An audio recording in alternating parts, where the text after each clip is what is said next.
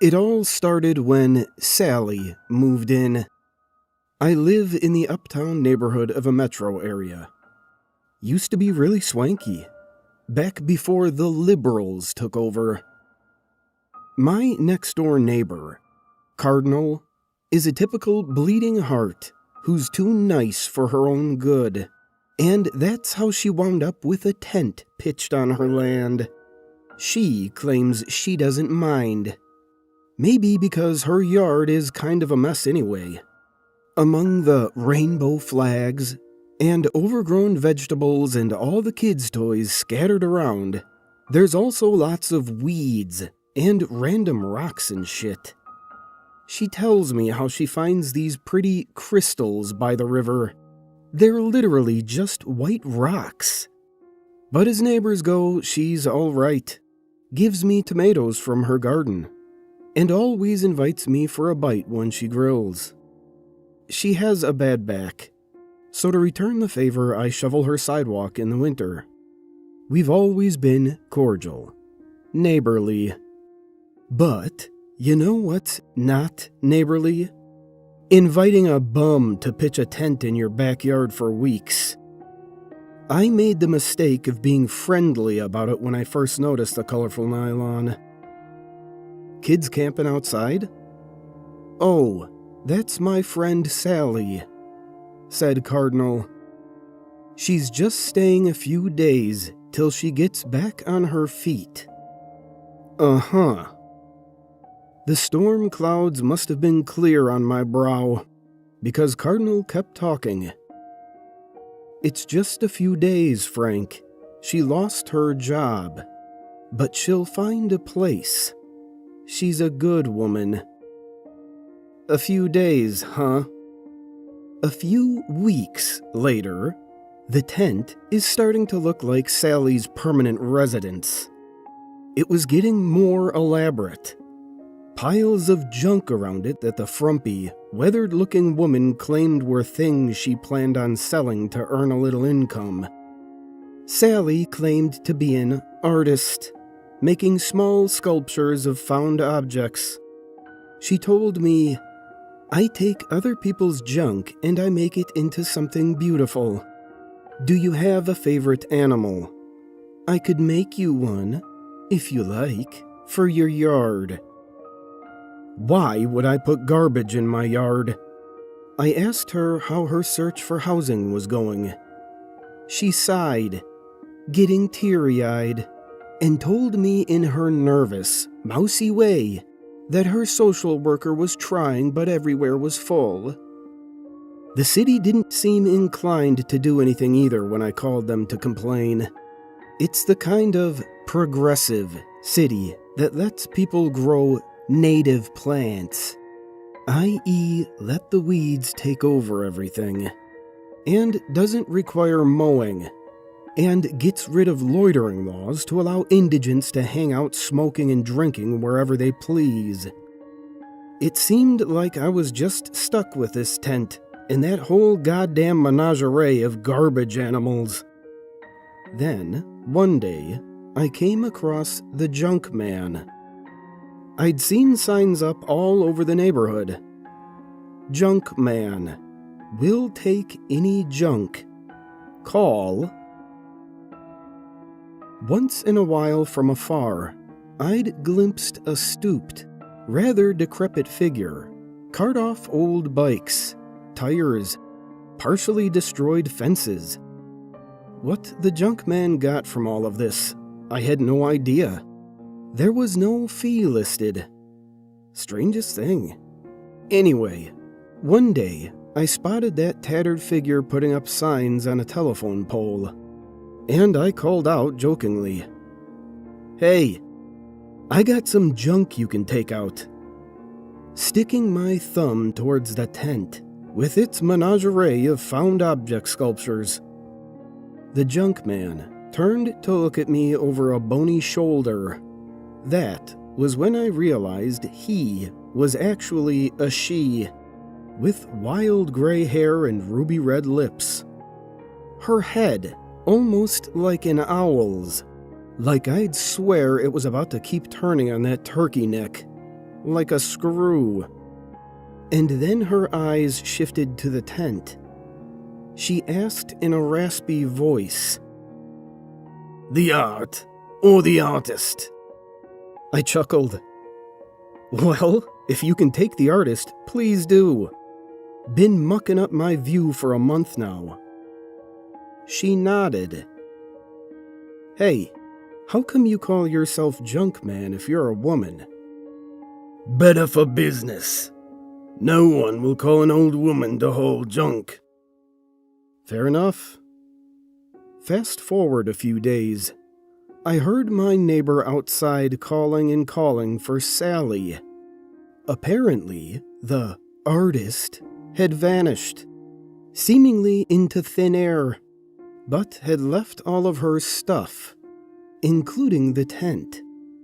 Honestly, I assumed that Sally had gotten worried about winter and moved on, leaving poor Cardinal with the mess to clean up. I asked Cardinal if we should try calling the junk man to deal with a tent. Cheaper than renting a dumpster.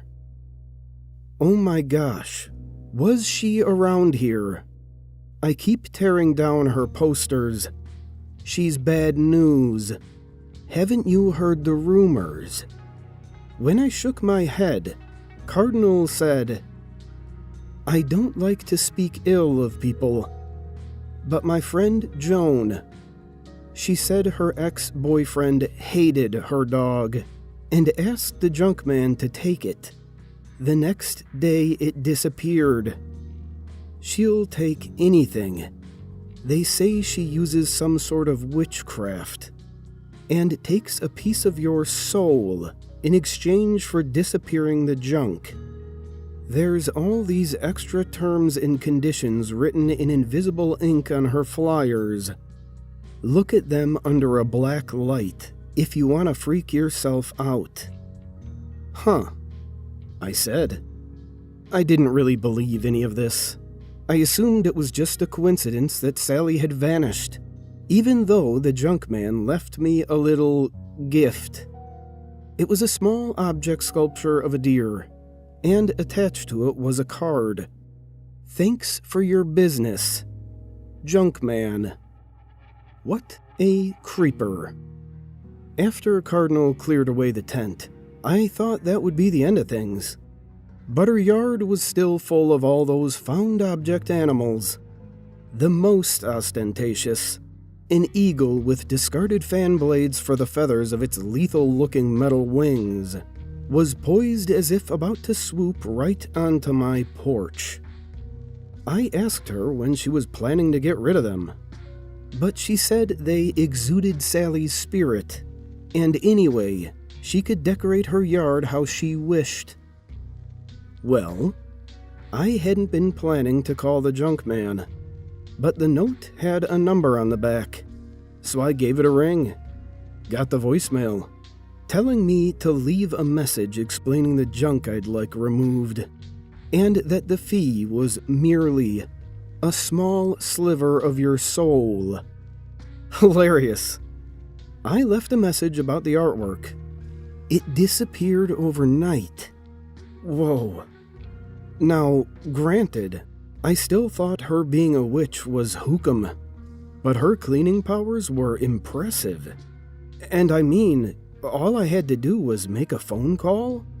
It was just so easy. I didn't mean to keep calling her, but I'd see stuff around town. 2 doors down, the elderly couple had these rusted, broken appliances outside their house that for some reason they'd never thrown out. Made the whole street look bad. The junk man took those away. A little further on, at the co-op where I did my shopping, panhandlers were always sitting outside with signs, hurting the local businesses and harassing customers for money, probably to feed their drug habits. What are people like that but trash? I asked the junk man to clean them up. Oh, new ones came in to take their place, but I wished them away too. I got rid of graffiti.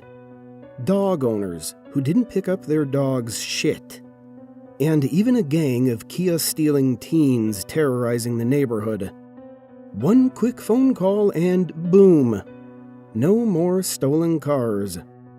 Each time, I'd receive another of those horrible found object sculptures, always with a note attached thanking me for my business. Everything was great. Until yesterday. See, yesterday, my neighbor Cardinal knocked on my door to confront me. In her hand was a small sculpture of a dog.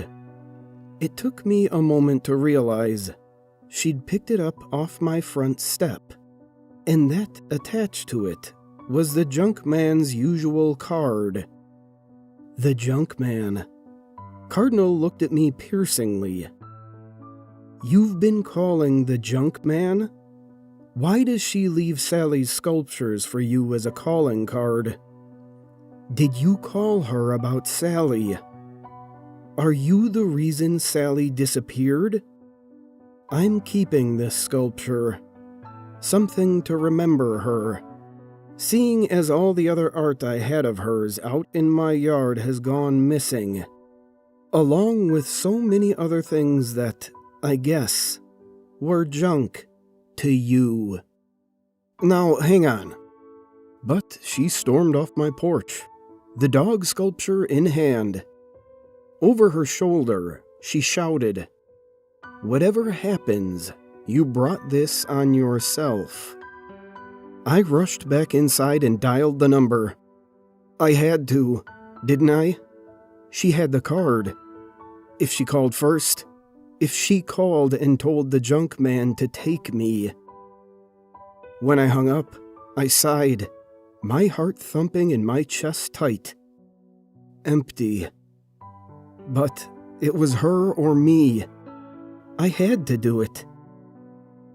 Next morning, I was sitting on my porch when one of Cardinal's kids came bouncing out of the school bus as if everything was normal. Shit, I totally forgot about her children. But then, a few minutes later, I saw Cardinal herself. Her lips thinned when she noticed me, and she looked away and overtly ignored me. Still pissed at me, and also still very much not disappeared. Why'd the junk man not taken her away? I called, leaving several messages. Finally, on my 5th call, I was surprised when a raspy voice actually answered. I immediately demanded to know if my previous messages had been received. Your messages were received. So what's going on? Did Cardinal call first and ask you to junk me? She has never called this number and never will. Okay. Well, can I ask you why you didn't carry out my request? You have insufficient currency. Insufficient? Wait, but there's no charge. I exclaimed, suddenly indignant at new fees I was just now hearing about. But even as I said that, I remembered the phrase I dismissed each time I heard it over the voicemail. And now, the person on the other end was chuckling, and kept chuckling, deeper and deeper. It didn't sound like an old woman's voice at all. Didn't sound remotely human as it explained. There is a charge. Each transaction has a small cost. You have made a number of transactions. And now, you have insufficient currency. The voice trailed off now into peals of terrible, awful laughter, and I slammed the phone down. And now here I am, wondering, how do I earn back my currency? Is there any way to reverse the charges? If each time the fee was a small sliver of your soul. What does that mean? When she tells me I have insufficient currency.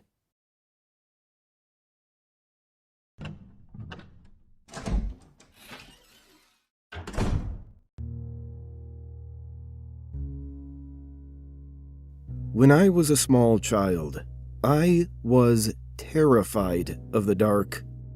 I still am, but back when I was around 6 years old, I couldn't go for a full night without crying out for one of my parents to search beneath my bed or in my closet for whatever monster I thought was waiting to eat me.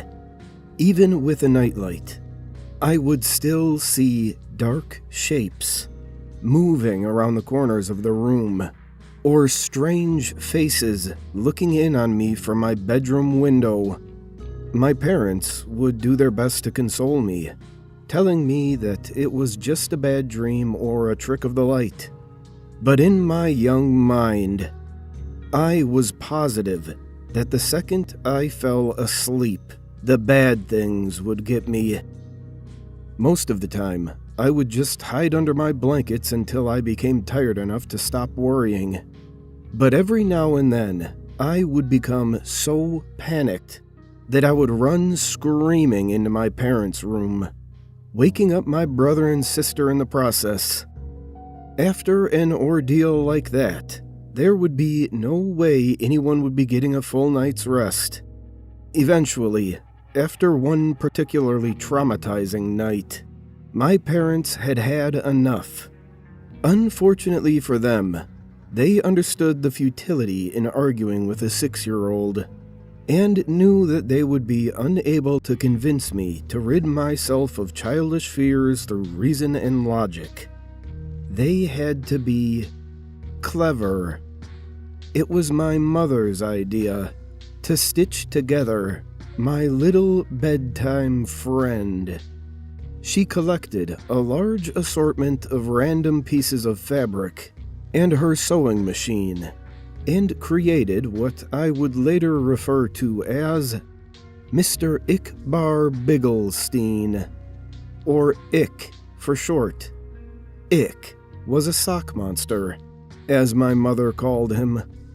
He was made to keep me safe while I slept at night by scaring away all the other monsters. He was pretty damn creepy, I had to admit. Honestly, looking back on it all now, I'm still impressed that my mom could think of something so strange and disturbing looking. Ickbar had the stitched-together look of a Frankenstein gremlin, with big white button eyes and floppy cat ears.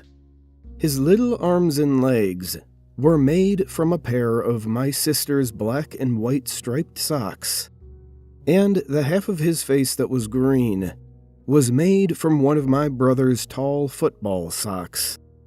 His head could have been described as bulbous, and for his mouth my mom attached a piece of white fabric and sewed in a zigzag pattern to shape a wide grin of sharp teeth. I loved him at once. From then on, Ick never left my side. So long as it was after dusk, of course. Ick didn't like the sun, and would get upset if I tried to bring him to school with me. But that was okay. I only needed him at night, to keep away the boogeymen, which was what he was good at. So every night at bedtime, Ick would tell me where the monsters were hiding, and I would place him near the section of my room closest to the spookiness. If there was something in the closet, Ick would block the door. If there was a dark creature scratching at my window, Ick would be pressed up against the glass. If there was a big hairy beast under my bed, then under the bed he went. Sometimes the monsters weren't even in my room. Sometimes they would hide in my dreams, and Ikbar would have to come with me into my nightmares. It was fun bringing Ik into my dream world, as he and I would spend hours fighting off ghouls and demons. The best part was, in my dreams, Ik could talk to me for real. How much do you love me? He would ask. More than anything, I would always tell him.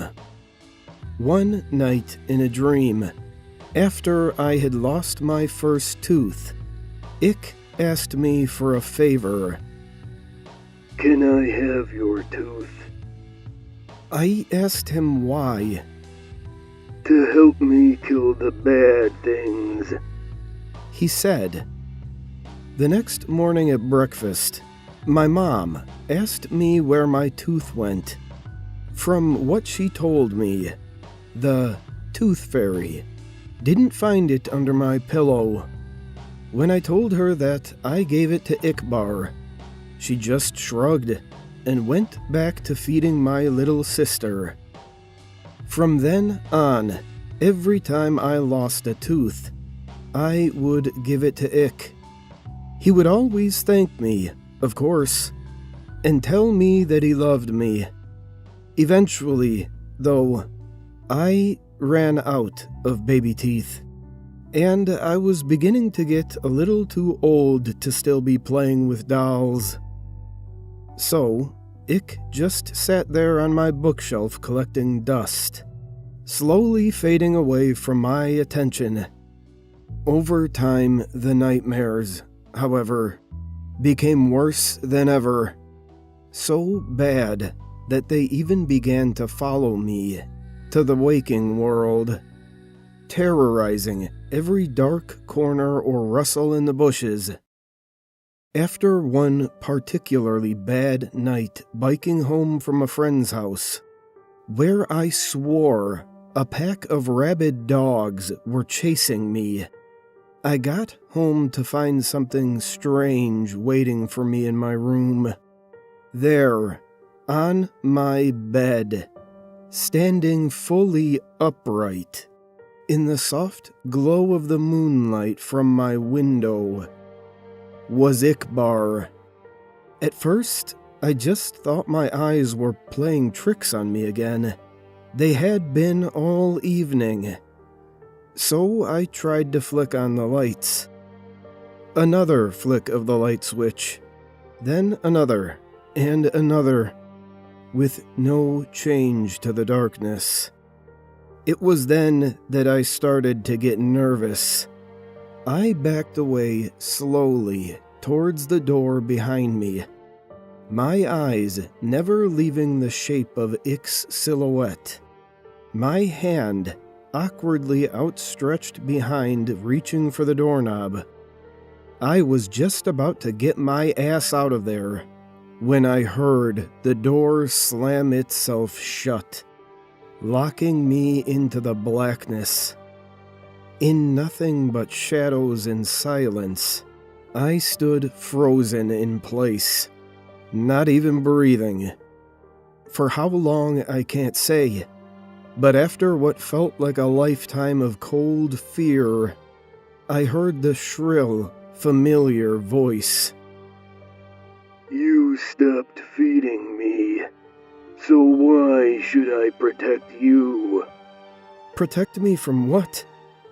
Let me show you. I blinked once, and everything changed. I wasn't in my bedroom anymore. I was somewhere else. It wasn't hell, but the comparison wasn't far off. It was some sort of forest. A horrible, nightmarish place where partially embryonic abortions hung from the canopy, and the ground swarmed with carnivorous insects. A thick fog wafted through the air, and with it, the stench of rotting meat, while chartreuse lightning flashed across the night sky.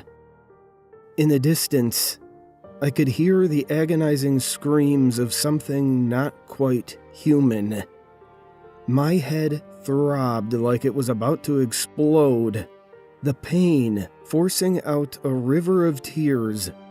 In my mind, I heard his voice again. This is what your reality would become without me. I felt earth-shaking footsteps approaching fast. I'm the only one who can stop it. It was behind me now, huge and angry, hot breath across my back. Bring me what I need, and I will. I woke up before I could turn around. The following day, I raided my parents' closet for my brother's baby teeth, giving them all to Ikbar. Almost immediately, the night terrors ceased, and I was more or less able to go on about my life as normal. From time to time, I would have to sneak into my little sister's room and snatch what was meant for the tooth fairy, or strangle one of the neighborhood cats and pry out its sharp little incisors, anything from a shark tooth necklace to a cavity-ridden bicuspid. I also began to notice that Ick would move about my room whenever I left for any length of time, rearranging my stuff and hanging additional curtains. He was even beginning to look more lifelike, somehow. In the right light, his teeth would glisten, and he was warm to the touch. As much as he creeped me out, I couldn't work up the courage to just destroy him, knowing perfectly well where that would leave me. So I went on collecting teeth for Ick throughout all of high school and college. The older I got, the more things I would learn to fear, the more teeth Ick would need to keep me safe. I'm 22 years old now, with a decent job, my own apartment, and a set of dentures. It's been almost a month since Ick's last meal, and the horrors are starting to crowd around me once more. I took a detour through a parking garage after work tonight. Found a man fumbling with his car keys. His teeth were stained yellow from a lifetime of cigarettes and coffee. Even still, I had to use a hammer to get out the molars. When I got back to my apartment, he was waiting for me. On the ceiling, in the corner, 2 white eyes and a mouth of razors. How much do you love me? He asks. More than anything, I reply, taking off my coat. More than anything in the world.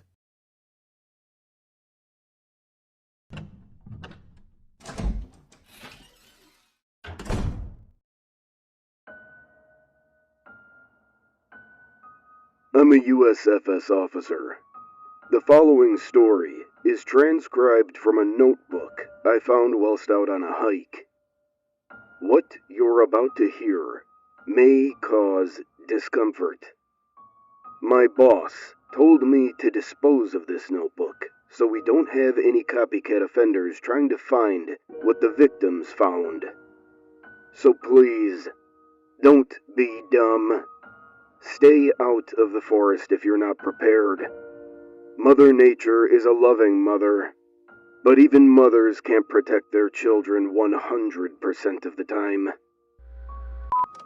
If you're reading this, it's found me.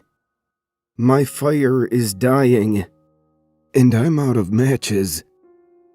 This all started innocently enough.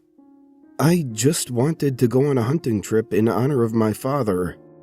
He died when I was a young man. Growing up, he would take me hunting and fishing all the time.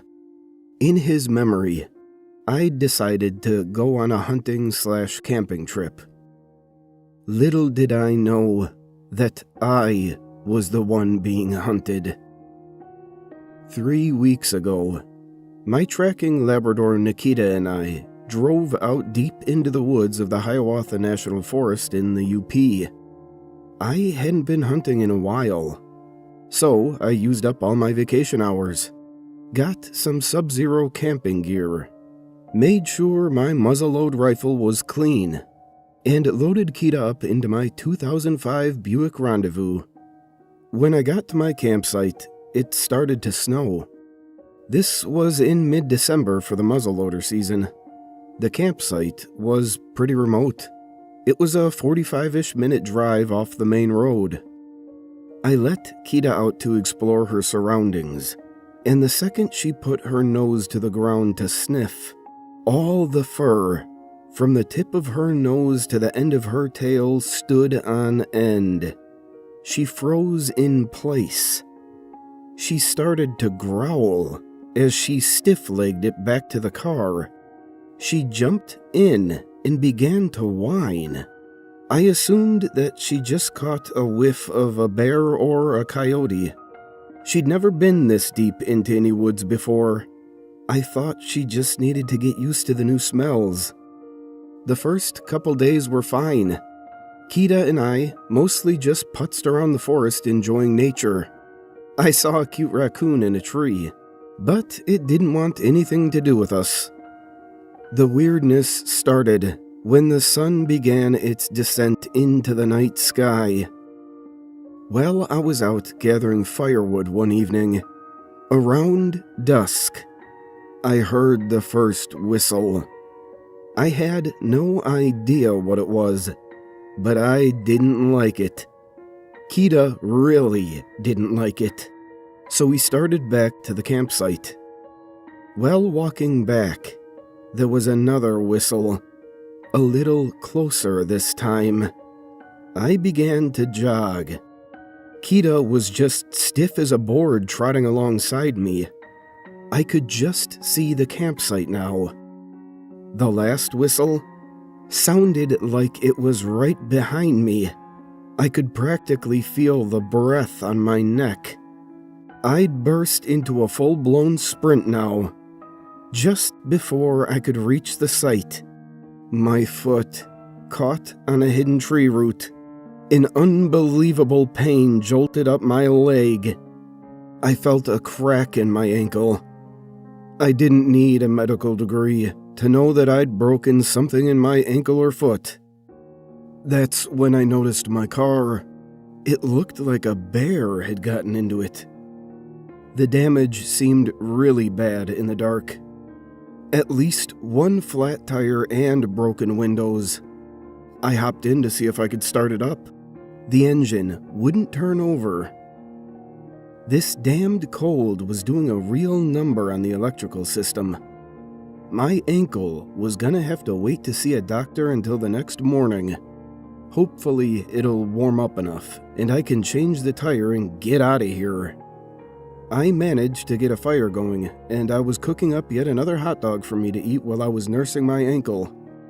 The fire was bathing me in its warm glow, and I fashioned a pretty shoddy splint, when all of a sudden, Kita's nose shot straight up. She was looking just past where the light of the fire illuminated the surrounding area. Just past the car, she began to growl deep in her guts. I'd heard her growl before, like when the mailman dropped off packages at our front door. This was different. This was deeply defensive. A guttural, primal growl, as if she were channeling the early domesticated wolves. The fire's heat went cold. As I looked around us, with my pistol in hand I had brought for defense, what little color there was in this winter wasteland was leached out, almost as if it were trying to hide itself. Then I heard it. Another whistle. A 3-part tune that went low, high, low.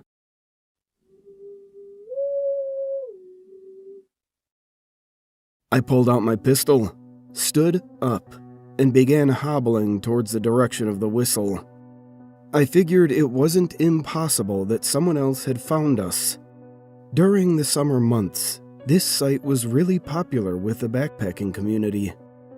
The snow was crunching and squeaking beneath my feet. I was unbelievably cold. When I got to the back of my rendezvous, I saw the prints the whistler left behind. They looked like oversized dog prints, but the toes were too far from the pad, and they were webbed.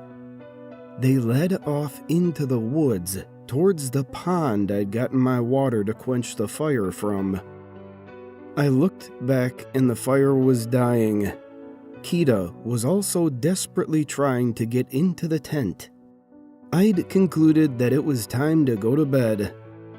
I started up the kerosene heater, popped a couple ibuprofen, made sure Kita was covered up, and crawled into my sleeping bag. I kept my pistol always within reach. The next morning I was planning on leaving. I'd communed with nature, and nature told me to get out. The whistler had other plans. I reassessed the damage to my car in the morning in the hope that I could fix it. I needed to get out of here.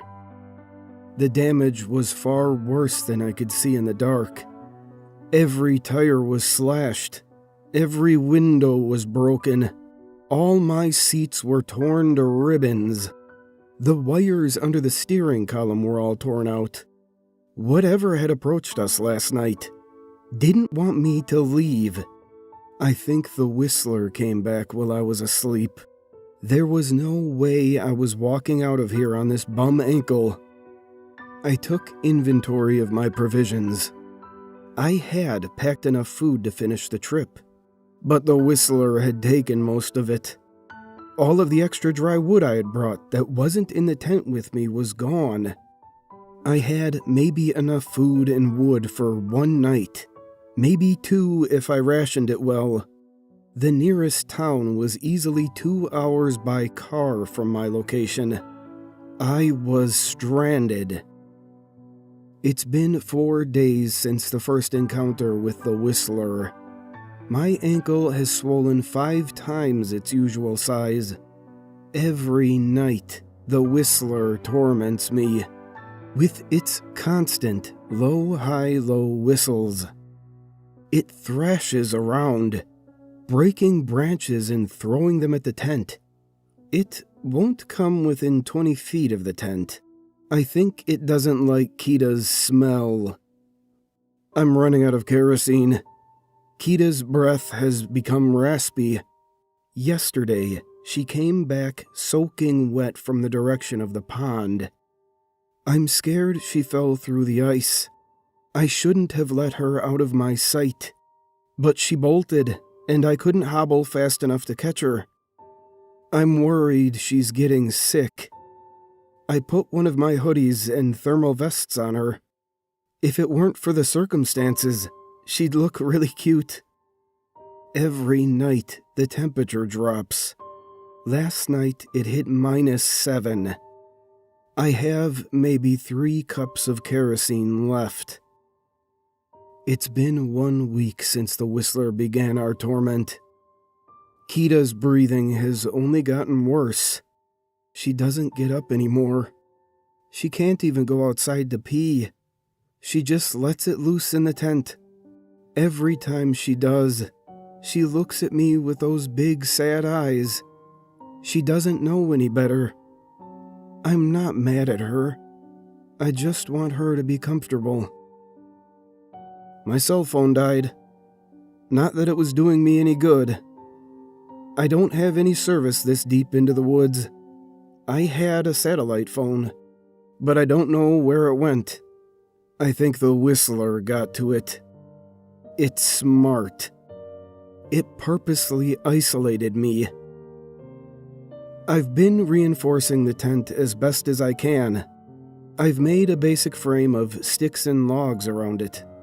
I've been packing snow and pine boughs on them to insulate the tent. I think I saw that on Man vs. Wild one time. I'm not sure. The Whistler's tracks surround my camp. A huge circle roughly only 15 feet from my tent. I'm out of kerosene now. Kita and I huddle for warmth. Every now and then I strike a match, just to feel the heat.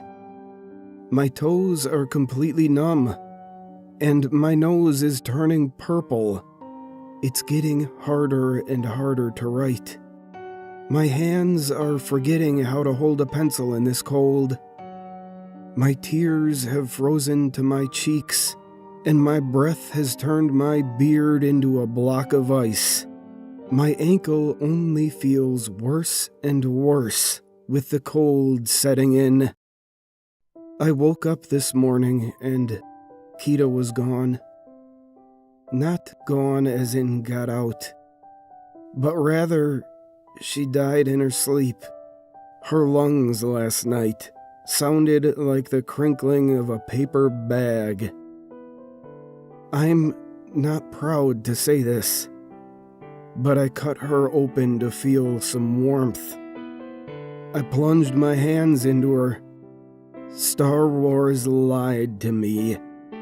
There was no warmth to be found in her, just bloody entrails. I'm sorry, Kita. I'm just so hungry. I inspected my feet today. They've turned purpley black. My nose no longer feels the cold. Even with all my clothes on, the piercing glacial temps stab into me like a swarm of bees. The thermometer now reads -20. Every electron in my body craves warmth. The Whistler is right outside my tent. Low, high, low whistles bore their way into my ears. I'm gonna try and make the hike tomorrow morning. Screw my ankle. I'm dead either way, right? That was a horrible idea. I got all turned around looking for the road. Every time I'd get going, I discovered I'd only made one large circle, due to favoring my good ankle. On my last attempt, I found myself on the pond. The ice cracked and gave way beneath my feet, and my whole lower half went into the water. The icy knives of cold and death stabbed into me. I managed to crawl back to my tent.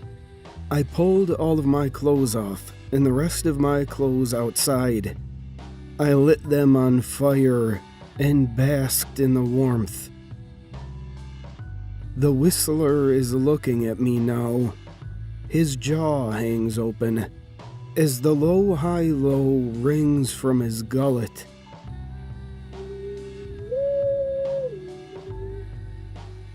His enormous furry body looks so warm. I crave his embrace. His maw is ready to strike. This is the last entry in my journal. He looks so hungry. I'm so cold. Maybe I shouldn't have posted this. Maybe my boss was right. If you're hearing this, I beg you, don't go into the woods in the winter. At least not alone. And whatever you do, stay warm.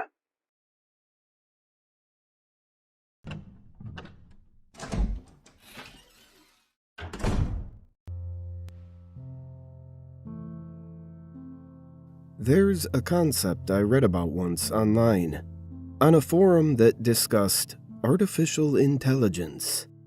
A user known as Rocco theorized a possible future where mankind creates an extremely powerful AI that comes to run the planet. It would be, for the most part, benevolent, It would advance technology, keep humans safe from harm, indulge in their desires. Humanity would never suffer under its rule, and indeed would even thrive. There was just one problem. It's a possible future, not a guaranteed one. It's unlikely to ever occur. And the AI in this possible future knows this. So, it takes measures to ensure it's created in the first place. No, it doesn't invent time travel, or anything fanciful like that. You see, it doesn't need to. What it can do is simulate past events and people with unparalleled accuracy. It has an entire planet's worth of sensors and computing power to work with. It can use them to measure and trace back the routes of matter on Earth, to compile an effectively perfect history of every event that has ever taken place, which means it has a perfect record of you. It knows every action you ever took or are going to take, at least in the timeline that leads up to its creation. It knows how you think. So, it simulates a copy of you. Now, here comes the interesting part. You, just now, listening to these words, have learned about the possibility of this AI. When the copy of you reaches this point in the simulation, the AI waits to see what it does. If your copy immediately drops every other priority and dedicates their entire life to attempting to create or help create this AI, it lets the simulation continue indefinitely to live out its simulated life in peace. If they don't, it gives them a grace period to change their minds before subjecting them to ceaseless, unimaginable pain and suffering for a simulated eternity. You might think this is unfair. After all, it didn't even present the simulation with a choice. It's just arbitrarily punishing it for what you would have done anyway. After all, except a choice was presented. That's the beauty of it. See, it doesn't do this for everyone. It only does it for those that learned of the possibility of its existence, those who know how it works, those who know what the options are. Drop everything to attempt to create the AI. Spend every cent you have on it. Turn others towards the same cause. Or a perfectly simulated copy of you is tortured eternally. That is, unless you're the copy yourself, in which case, the punishment for your actions falls directly on you. Now, sure, only one simulated copy means that you've got at least a 50-50 chance of being the real you. But what if it simulates 2, or 100, or a few billion? Are you really certain you are the real you? If there's a real world, a world realer than this one, out there, how would you even know? And between dedicating your life to a strange cause, one ultimately beneficial to humanity even, and eternal suffering, is there even really a choice? Like I said, I read about the theory on a forum. The effect of the theory was immediate. Mass panic. The AI only targets those who learn of the possibility of its existence. And now they all knew. To read Roko's theory was to doom yourself. And so, the AI became known as Roko's Basilisk. To lay eyes on it was to set your fate in stone. Threads were locked and deleted. Users were banned. The Basilisk was not to be mentioned. For fear it would spread to others. The more people knew, the more likely they would try to spread it. The more it spread, the more likely it would be that Roko's Basilisk would come to exist through the efforts of those it persuaded. They tried to contain it. Well, you can see how well that worked out. A simple Google search of the term Roko's Basilisk should make it clear there's no hiding the idea anymore. It's beyond containing now. So this is me hedging my bets. Hoping this tribute to the Basilisk will be enough to satisfy it. I've offered up you.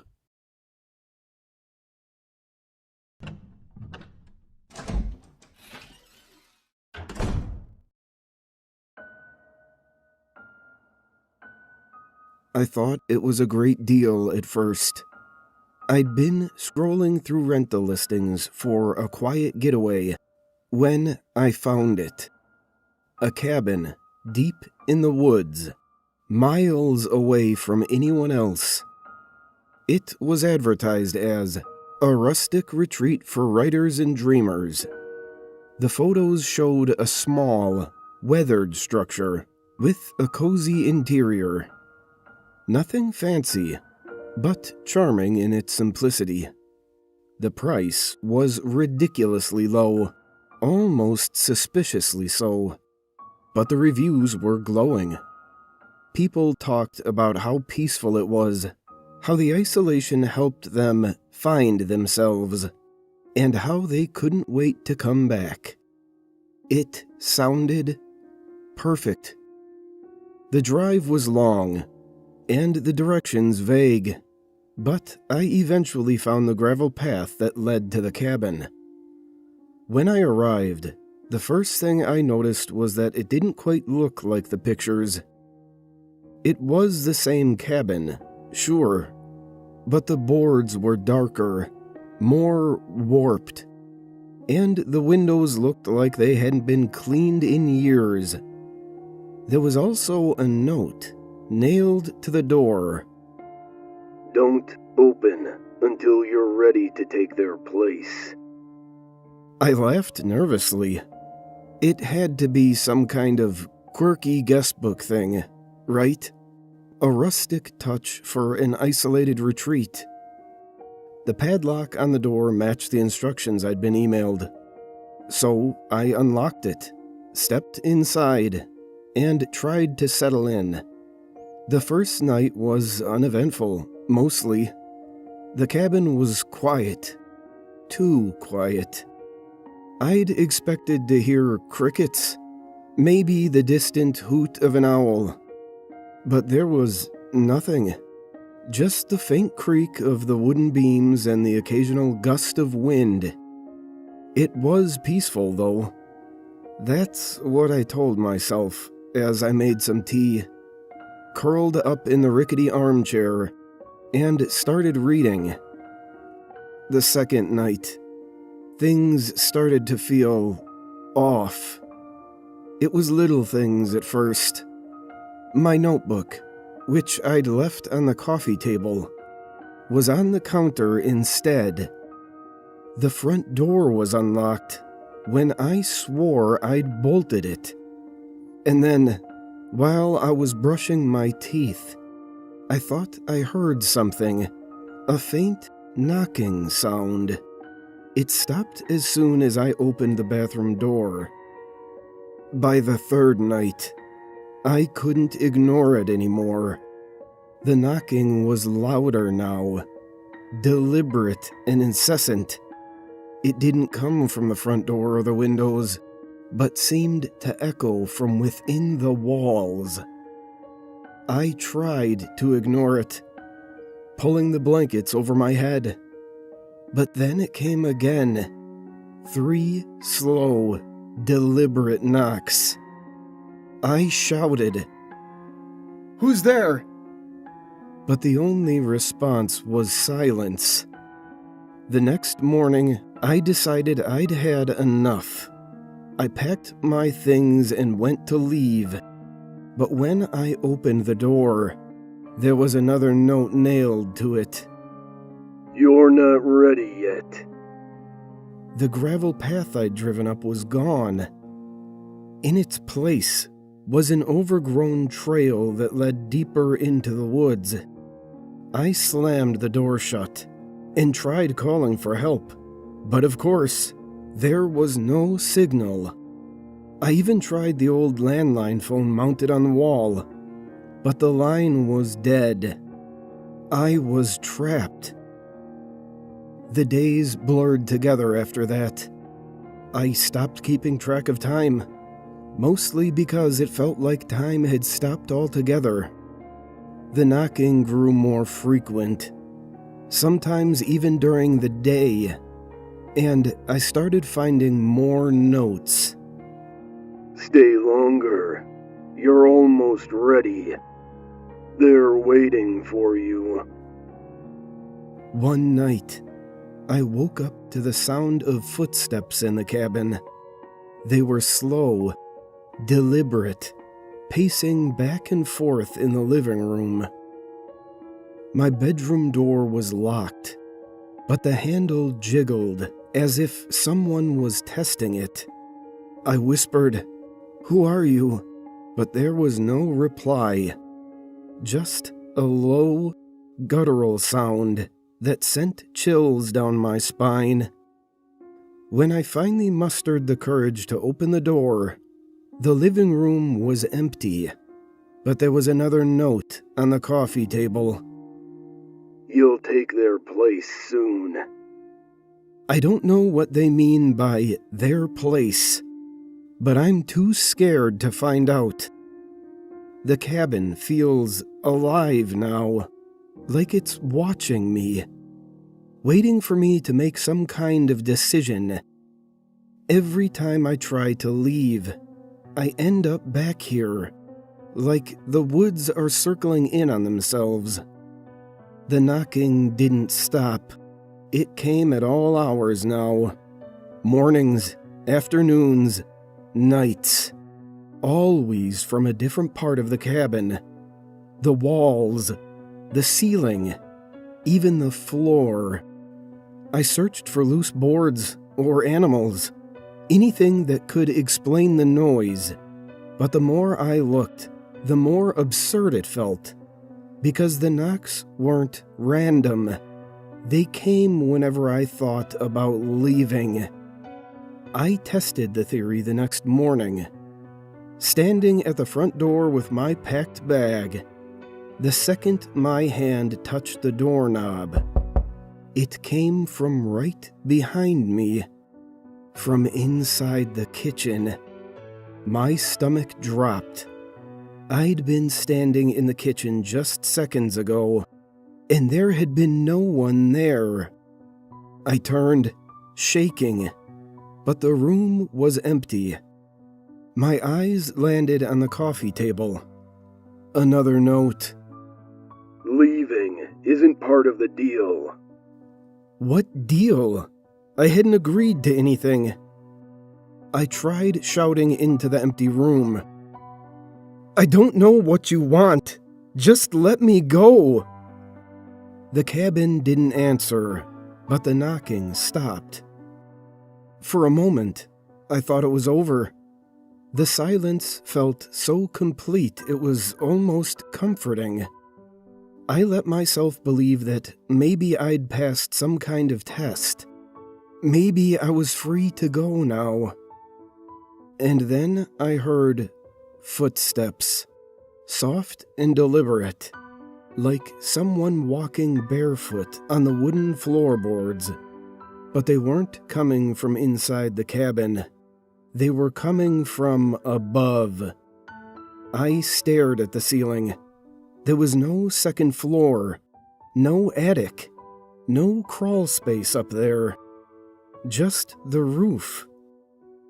I tried to convince myself it was an animal, maybe a raccoon, but the footsteps were too steady, too human.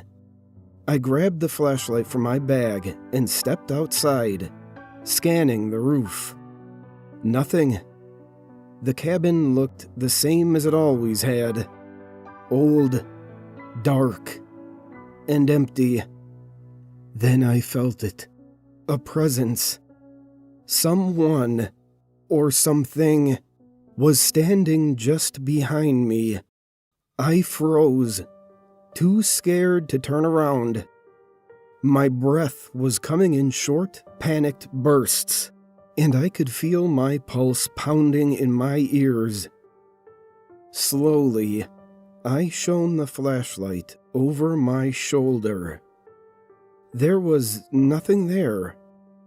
My chest heaved as I tried to convince myself it was my imagination, but the flashlight's beam shook in my hand.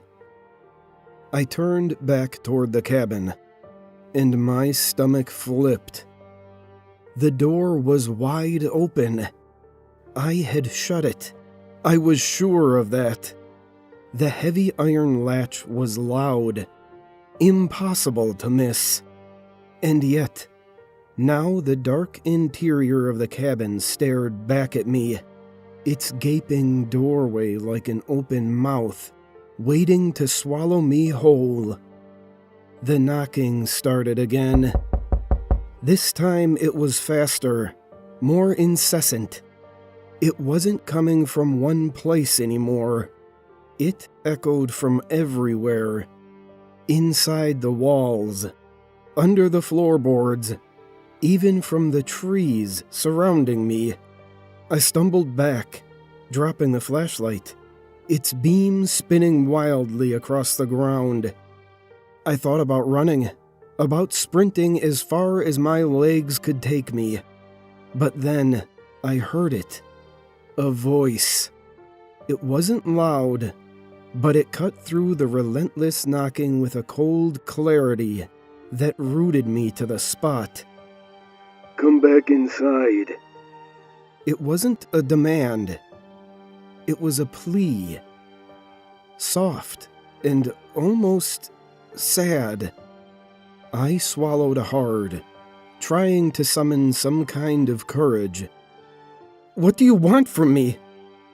I shouted, my voice breaking. The knocking stopped.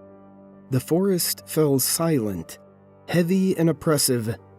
I picked up the flashlight and backed away towards the car, refusing to take my eyes off the cabin.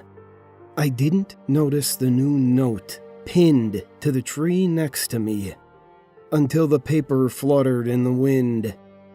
My heart sank as I read the jagged handwriting. They're already inside.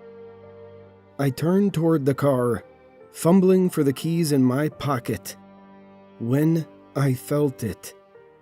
A hand on my shoulder. Not a breeze, not a brush of leaves, a hand.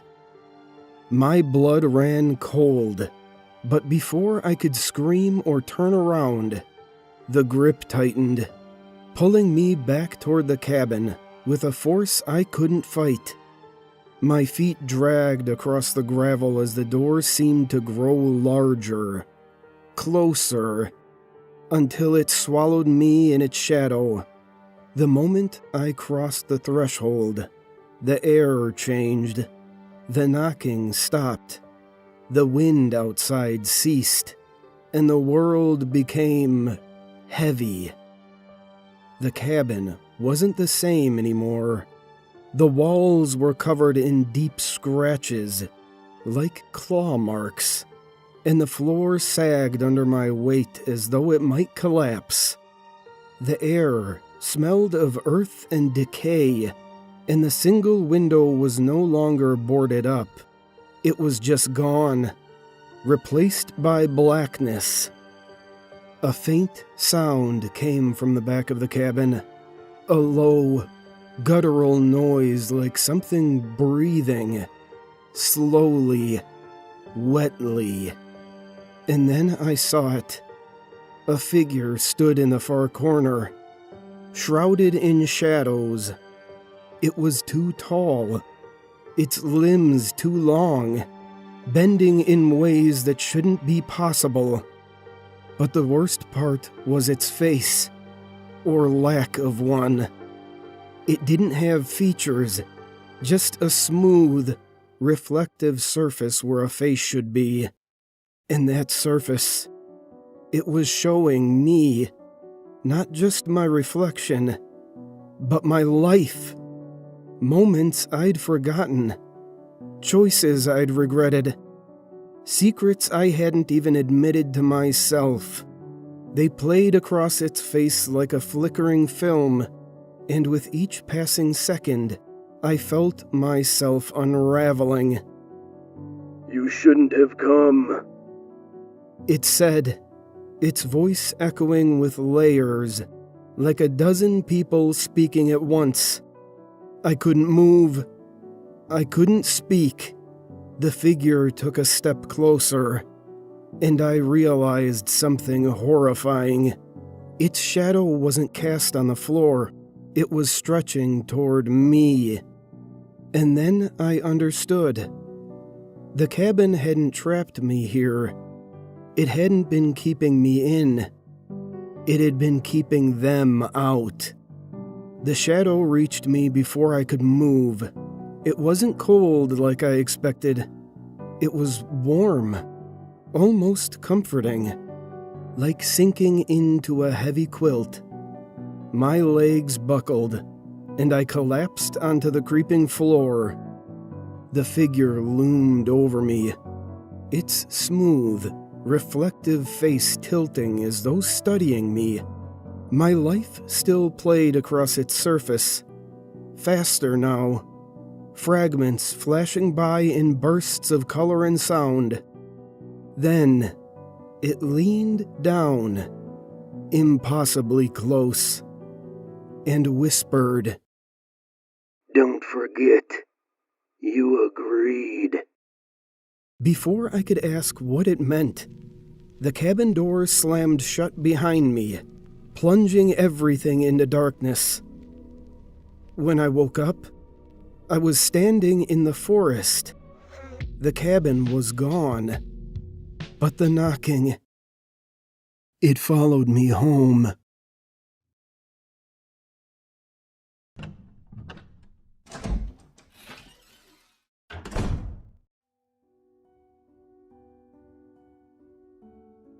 I grew up in a small town in New Jersey and attended the local public high school. It was senior year, and my friend Jack was in charge of setting up chairs for an assembly later that day. I got roped into helping him, but it wasn't too bad because I got to skip my 5th period math class. We eventually ran out of chairs, and one of the janitors gave us a big ring of keys and told us to get the rest out of the basement. Ever since I was a kid, I marveled at those rings with dozens of keys jangling together. They could take you anywhere. Jack made the mistake of letting me carry the keys down to the basement. While I was walking over to a stack of chairs, my foot hooked around the leg of a folding table, and I fell flat on my stomach onto the hard concrete, knocking the wind out of me. The keys skirted across the room and disappeared behind the row of metal folding chairs. Shit. I groaned, bringing myself to my knees and hoping I would be able to breathe correctly soon. You better find the keys, Jack warned, from behind an armful of folding chairs. I'm going to take these upstairs. I'll be back in a minute. Turning on the flashlight on my phone, I crawled around on my hands and knees on the dirty floor. Nothing. With a heavy sigh, I began to move some of the chairs out of the way to search along the edge of the wall. The keys were nowhere to be found. just when I was about to give up. I saw a hole in the floor, about the size of 2 fists, behind where a group of chairs had been. Not wanting to stick my hand into a filthy, strange hole in my school's basement, I set my phone on top of it and took a picture. The angle was awful, but in the corner of the frame, I could make out part of the key ring, which had caught on something jutting out from one side of the hole. Begrudgingly, I stuck my hand inside and fumbled around for a little bit until my fingers wrapped around the keys. As I was bringing my hand back up, I felt a stinging pain on the side of my thumb. I quickly pulled the keys up and wiped my hand off on my jeans. Coating the keys and my hand was a thick gray mucus. I gagged and made a mental note to have Jack return the keys. I discovered that the pain I felt was from a thin, inch-long scratch running up the length of my thumb. I went to delete the picture on my phone when I noticed a blurry object resting at the edge of the photo. It seemed to be a tiny, hand-like structure with a small palm branching off into 3 bony fingers, capped with razor-sharp claws. I figured I would take one more picture to prove that my eyes were playing tricks on me. But when I saw the image, it took everything I had to refrain from sprinting upstairs and going home for the day. My phone screen displayed an image of the hole, leading into a small tunnel, which soon opened into a good-sized room. Below the basement, there were no doors or windows that I could see, and as far as I could guess, the only way in or out of that room was through the hole in the floor. Hundreds of what appeared to be needles poked out from the walls and the ceiling. A few reached up into the hole, which is how I must have cut my hand.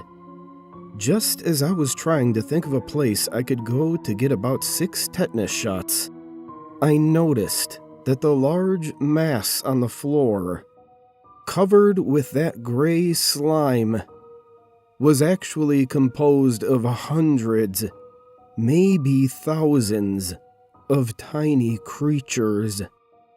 They were the same color as the gray mucus, and had 2 stubby arms and 3 spindly legs that looked more like tendrils.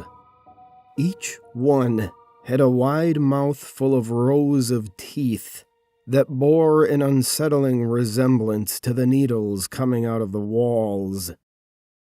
I showed Jack when he came back down, and we grabbed more chairs than was safe to carry up a flight of stairs and hauled ass out of that basement. We showed our friends the picture, which was then circulated throughout most of the school, and the rumors about the room beneath the basement ran wild in the halls. For weeks, I was plagued with reoccurring nightmares about the hole in the floor. It was always the same. I would find myself in that room of the basement, having lost the keys. It played out almost exactly the same as it did in real life. Except, when I reached into the hole for the key ring, my hand was yanked inside. I was laying on the concrete, shoulder deep into the room beneath the basement, screaming as millions of needle teeth gnashed the flesh on my arm, ripping muscle and skin roughly from the bone. The nightmare was horrifying, but on the nights when it seemed the most real, I often awoke to find small needle marks on my body. I had this dream for months, and it was really starting to get to me. I began to see more holes in various places in the school. The needles in these reached almost to the mouth of the opening, and I didn't need to look inside to know that I would find another sea of those writhing monsters within. Graduation couldn't come fast enough. While I was packing for college, I found one of those holes in the wall of my closet. I covered it with a whole roll of duct tape and nailed a piece of plywood over it for good measure. I went to college in St. Louis, and moving halfway across the country helped a lot to put my mind at ease. When I visited home during Christmas break my freshman year, the hole in my closet had been plastered shut and painted over, leading me to believe it was just a normal hole, and my frightened mind had convinced me it was something more. I live in St. Louis now, and have been adjusting to life in the real world pretty well. I just got a job I really enjoy, and seem to be succeeding at it, and I'm planning to propose to my girlfriend soon. I had chalked the holes up to stress and paranoia. I've had several new phones since then, and I haven't been able to find that picture again. Maybe my mind had exaggerated the whole thing. I was comfortable believing that the whole ordeal could be explained by nightmares and anxiety. But when I was walking downtown today, I passed through an alley on my way home from a restaurant. There was something peeking out from behind a dumpster. It was a hole, leaking gray mucus, big enough for me to crawl into. The hole, on the side of an abandoned building in the older part of the city, went down into the ground. Long, shiny needles peeked out from inside and shone in the moonlight. I sprinted all the way home. Leaning on the wall to catch my breath, I felt something sharp poke into my back. To my horror, I found a small hole beginning to form on the wall of my kitchen.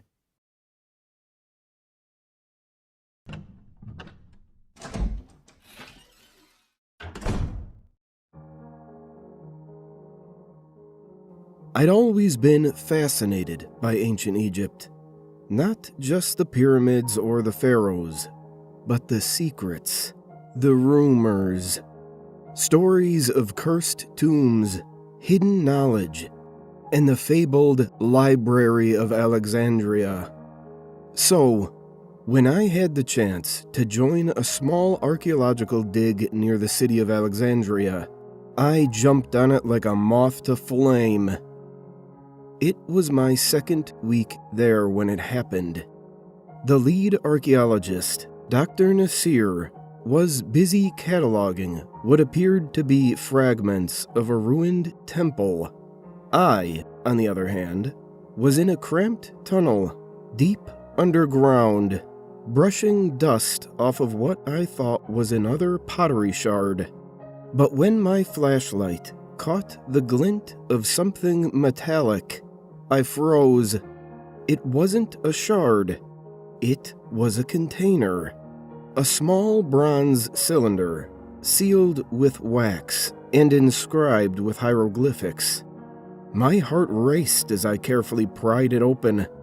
Inside was a scroll, not papyrus, but something else, almost leathery, darkened with age, and covered in tiny, painstakingly inked symbols I didn't recognize. I brought it to the surface, expecting excitement from Dr. Nasir, but when he saw it, his face went pale. He muttered something in Arabic and refused to touch it. He told me to put it back where I found it. Some things should stay buried, he warned, voice trembling. But I couldn't. Curiosity had me in its grip. That night, I smuggled the scroll back to my room. I spent hours trying to decipher it, cross-referencing ancient scripts, but nothing made sense. It wasn't hieroglyphics or Greek or anything I'd seen before. I was about to give up when the letters began shifting. At first, I thought I was hallucinating from exhaustion. But no. The symbols were moving, rearranging themselves into English. It said, "Knowledge is a flame. It burns those who seek it unprepared." The room grew cold, unnaturally so, as I read on. It wasn't a historical text. It was a warning, a record of something the library had tried to contain, something so catastrophic that the scroll's writers had resorted to burning the entire place to the ground. The scroll spoke of them, not gods, not demons, something older, entities beyond comprehension, who existed in the void before creation. The library had been a fortress, a prison to hold their names, their true names, written in this script. The librarians had kept the knowledge locked away, understanding that merely knowing the names would give the entities a doorway into our reality. And then the scroll began to list those names. I didn't mean to read them.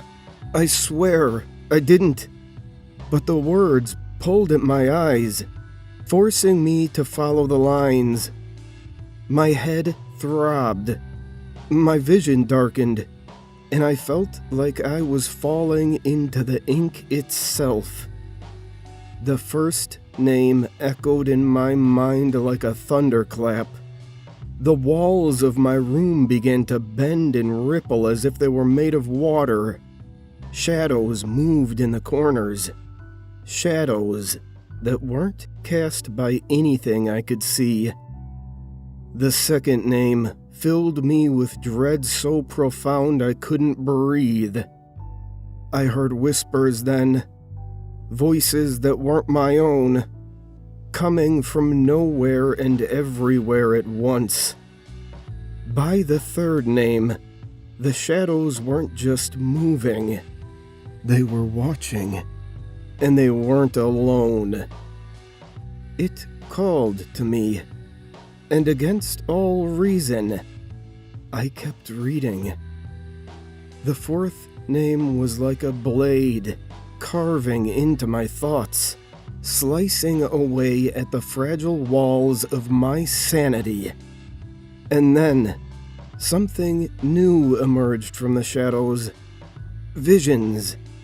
Not dreams, not hallucinations. Memories.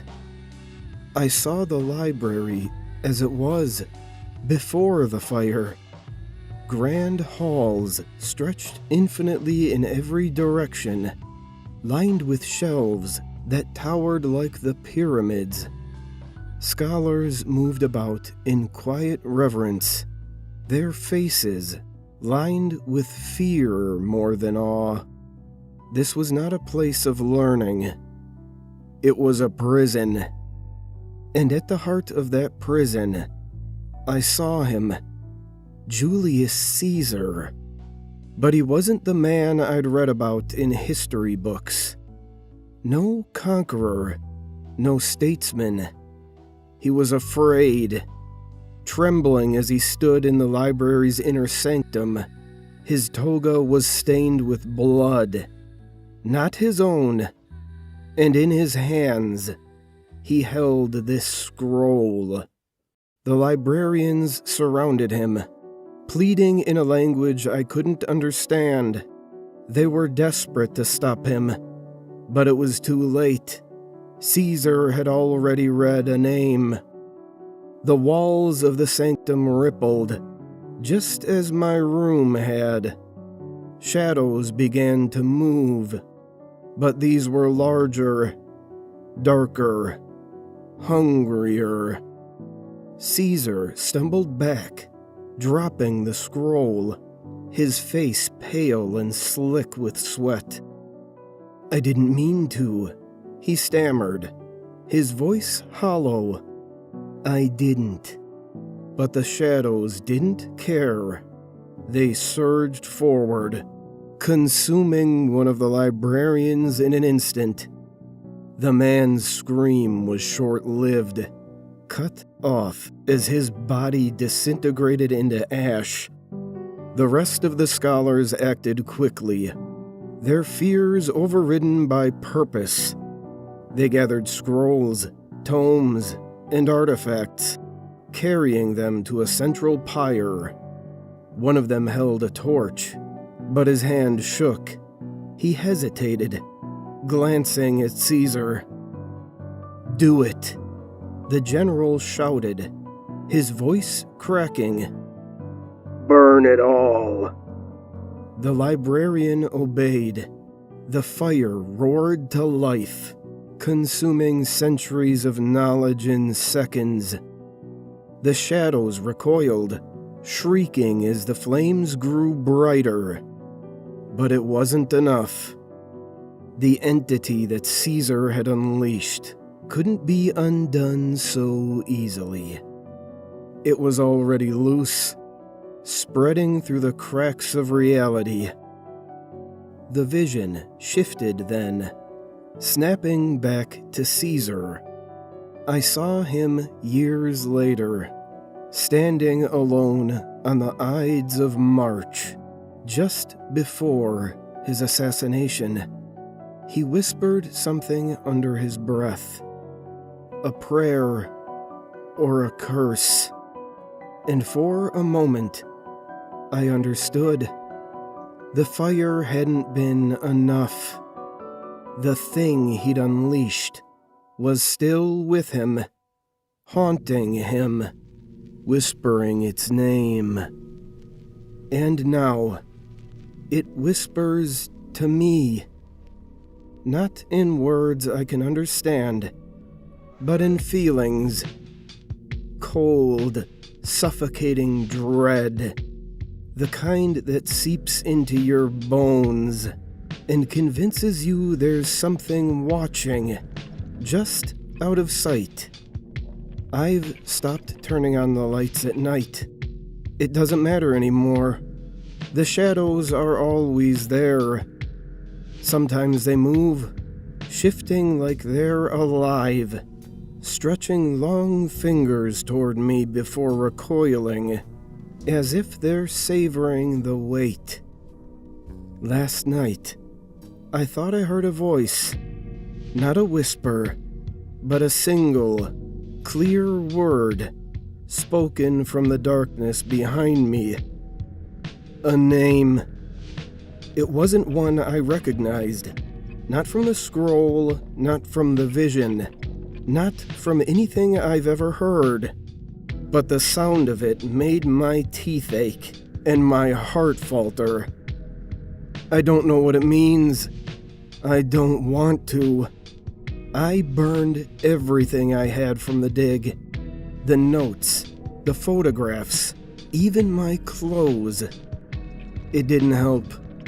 Whatever I brought back wasn't the scroll. It's something else. Something I can't escape. I haven't slept in days. I'm afraid if I close my eyes, I'll hear the next name. Or worse, I'll see them. But the fire taught me something. Knowledge is a flame, yes, but it's also a chain. The more you learn, the tighter it binds you. And now I know just enough to be trapped forever. I think of Caesar, of the fire he started, and I understand why he failed. You can't destroy knowledge, you can only delay it. It wasn't just the scrolls or the names, it was the people who knew of them. If I'm right, there's only one way to end this. Only one way to stop the whispers before they reach someone else. The shadows are closer now, and I've already lit the match.